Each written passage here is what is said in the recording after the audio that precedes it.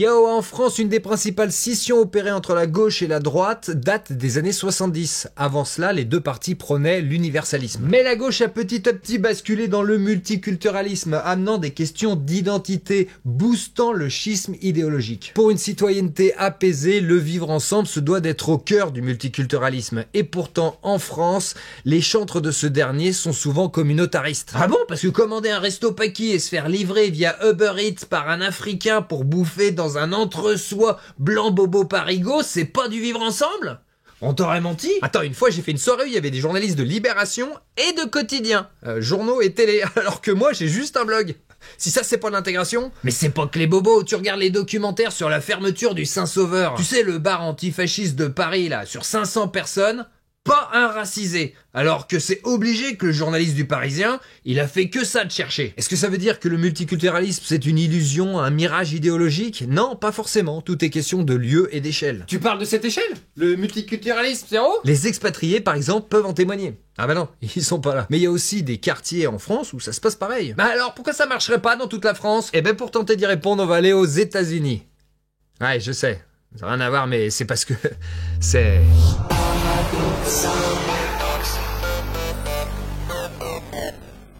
Hamtramck, banlieue de Détroit, nord-est des États-Unis. Pendant des décennies, cette petite ville du Michigan a été une enclave d'ouvriers polonais catholiques attirés par les emplois dans les usines automobiles. Nous avons ici affaire à un clip du Figaro parlant de la ville américaine d'Amtrak. Alors beaucoup de médias en ont parlé pour dire sensiblement la même chose, mais c'est la vidéo du Figaro qui était le plus exploitable pour mon format. Déclin industriel oblige, ces 30 dernières années, les immigrés yéménites, bangladais et pakistanais notamment, ont afflué à Hamtramck.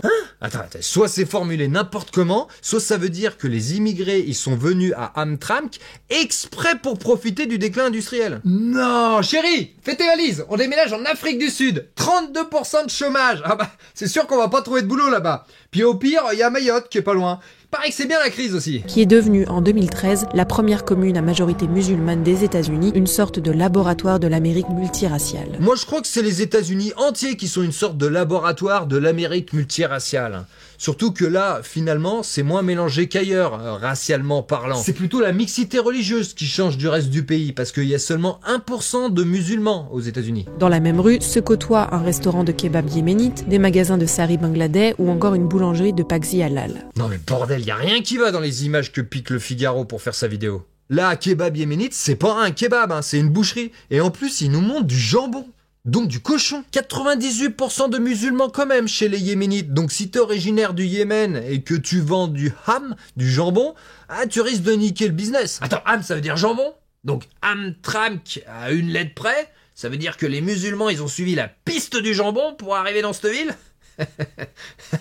Les saris, c'est des vêtements traditionnels, donc rien à voir avec l'image. Là, par contre, ça semble correct. Hein. Le pagzi, c'est en effet un beignet polonais saupoudré de sucre. Mais bon, ils sont à la confiture, donc il n'y a pas de pagzi halal ou pas halal. Eh, ça dépend peut-être de comment on égorge la fraise. Bon, ce clip est la reprise d'un véritable article écrit par une journaliste française basée aux États-Unis. Mais il semblerait bien que le taf pour en faire une vidéo est fait de la maison par des journalistes qui n'en ont que le nom, avec comme seul outil Internet et sans savoir forcément bien s'en servir. Oui, mais derrière, de vrais journalistes valident la propagande, l'information. L'information avec un grand L. Peut-être qu'il faudrait redorer le blason des journalistes en divisant le métier en deux.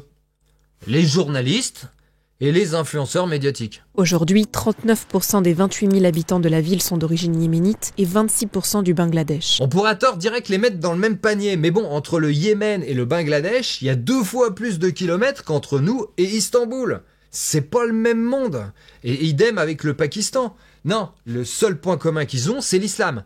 Mais c'est déjà beaucoup. En 2004, la municipalité à majorité blanche a été l'une des premières aux États-Unis à permettre l'appel à la prière par haut-parleur, qui résonne désormais 5 fois par jour de la douzaine de mosquées. C'est peut-être ça qui a fait venir beaucoup de musulmans dans la ville. Non ? Non, c'est le déclin industriel, sûr. Ouais, t'as vu, il y a l'appel à la prière au haut-parleur à Hamtramck. Et c'est bourré d'usines désaffectées aussi. Non, trop bien, vas-y, montre. Bon, après, il y avait pas mal de musulmans déjà avant 2004, mais ça a dû quand même en attirer pas mal pour en faire la ville la plus densément peuplée du Michigan.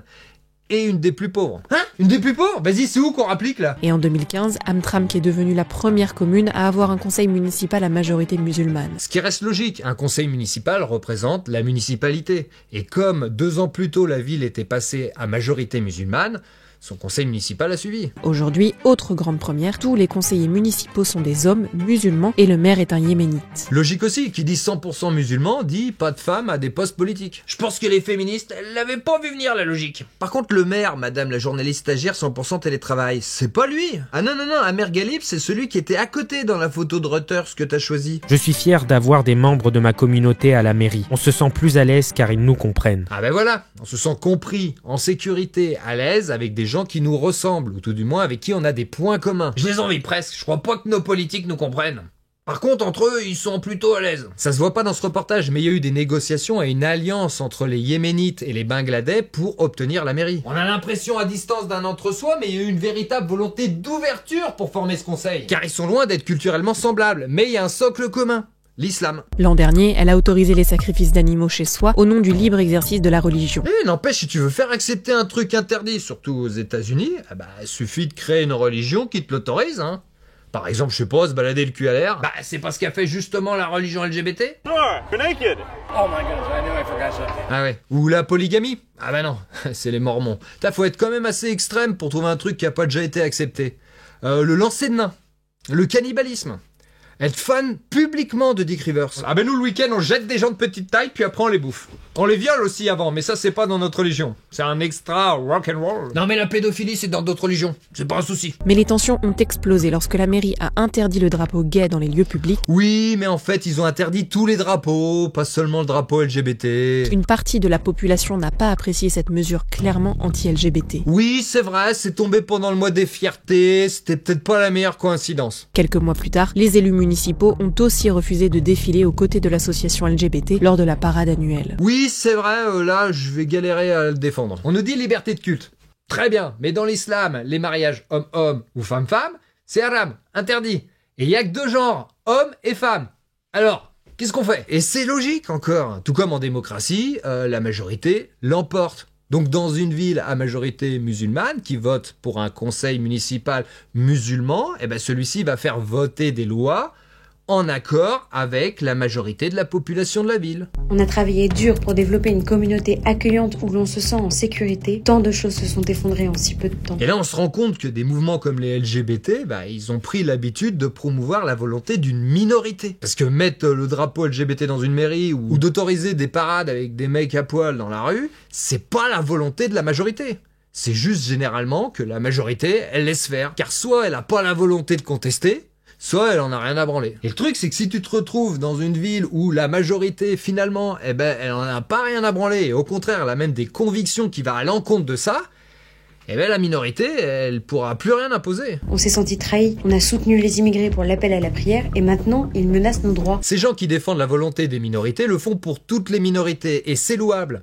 Mais il y a certaines minorités, quand elles passent majoritaires, elle fonctionne pas pareil. Je n'ai rien contre les LGBT. J'ai rien contre les LGBT, j'ai même un ami qui vernit ses chaussures. Je n'ai rien contre les LGBT, mais je ne veux pas qu'ils nous imposent leur drapeau alors que l'on est majoritairement musulmans ici. Heureusement que c'est un musulman qui l'a dit ce début de phrase. Le multiculturalisme associé au vivre ensemble, ça peut marcher, mais sous deux conditions. Qu'on soit en état d'ébriété dans l'esprit de Sandrine Rousseau. Non, la première, c'est que toutes les personnes devant faire société soient en accord avec la démarche. On voit bien dans ce documentaire que de laisser imposer sa volonté par une minorité, c'était acceptable pour les musulmans que quand ils étaient cette minorité.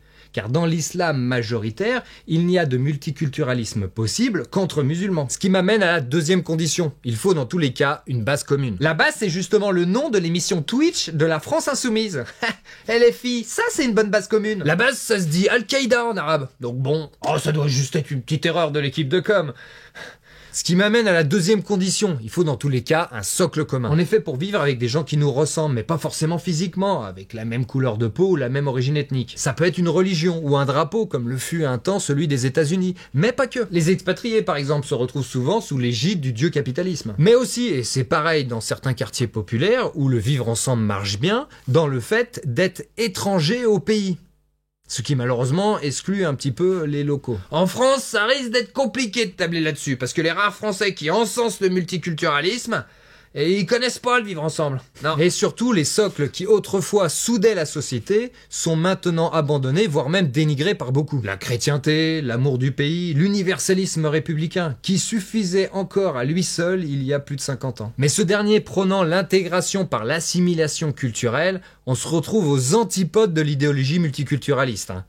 Même si cette dernière aurait bien besoin de lui. Moi je dis allons-y quoi. Bon alors ça j'ai jamais été doué en maths. Oh Gabriel à poil à table. Il est là. Je suis Outrel, fils d'Outrel. Si tu veux le paradoxal, tape sur clavier. Si tu veux le paradoxal, tape sur clavier. Merci pour le sympathique engouement entourant la sortie des derniers épisodes. Et comme d'habitude, merci à tous ceux qui commentent, qui aiment, qui partagent et ceux qui typent. Par contre, je vais nuancer. À très vite. I knew I forgot something.